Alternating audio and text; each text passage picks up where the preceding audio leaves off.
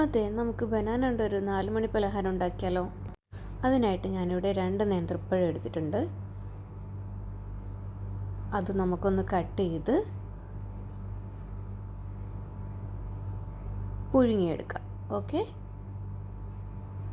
അതിന് പുഴുങ്ങിയെടുത്തിട്ടുണ്ട്. അതിന് നന്നായിട്ടൊന്ന് തൊലി കളഞ്ഞ് ഉടച്ചെടുക്കുക.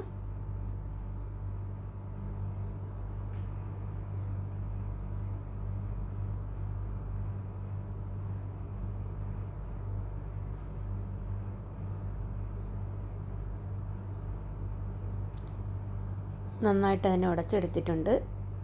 അതിനുശേഷം നമ്മളൊരു പാൻ അടുപ്പത്ത് വയ്ക്കുക. പാൻ ചൂടായതിന് ശേഷം കുറച്ച് നെയ്യ് ഒഴിച്ച് കൊടുക്കുക. അതൊന്ന് ചെറുതായിട്ട് ചൂടായതിന് ശേഷം കുറച്ച് ബദാം ഇട്ട് കൊടുക്കുക.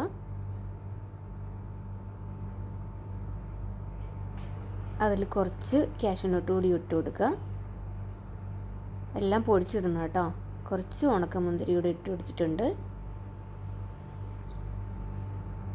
പിന്നെ അതിനകത്ത് നമുക്ക് കുറച്ച് കോക്കനട്ട് ആഡ് ചെയ്യാം.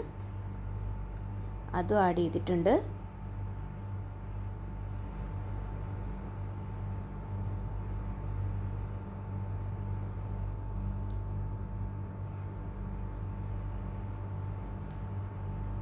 അതൊന്ന് ചൂടായതിന് ശേഷം അതിന് നമുക്ക് ഈ പഴത്തിൻ്റെ കൂടെ മിക്സ് ചെയ്തെടുക്കാം.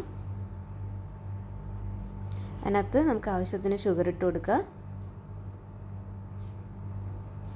നന്നായിട്ട് മിക്സ് ചെയ്തെടുക്കുക. അതെല്ലാം കൂടെ യോജിപ്പിച്ചെടുത്തതിന് ശേഷം ഈ ഒരു പരുവത്തിന് കിട്ടും നമുക്ക്. അതിനകത്ത് കുറച്ച് അരിപ്പൊടി ചേർത്ത് കൊടുക്കുക.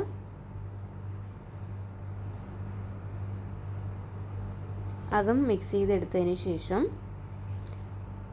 കുറച്ചുകൂടി ഞാൻ ആഡ് ചെയ്യുന്നുണ്ട് റൈസ് പൗഡർ. ശരിക്കും ഇത് ഇലയിൽ നമ്മൾ ഉണ്ടാക്കിയെടുക്കാൻ, എനിക്കിവിടെ വാഴയില കിട്ടാത്തതുകൊണ്ട് ഞാൻ ഈ ഒരു ഷേപ്പിന് ഉണ്ടാക്കിയെടുത്ത് അതിനൊന്ന് വേവിച്ചെടുക്കുകയാണ്.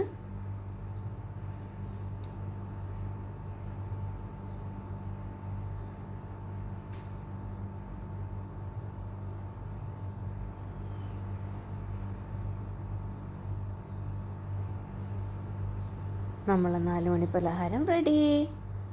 നല്ല ടേസ്റ്റാണ് കേട്ടോ. ഒന്ന് വാഴയിലൊരു ഒന്ന് ഉണ്ടാക്കി നോക്കി നോക്കൂ. വളരെ നല്ല ടേസ്റ്റാണ്.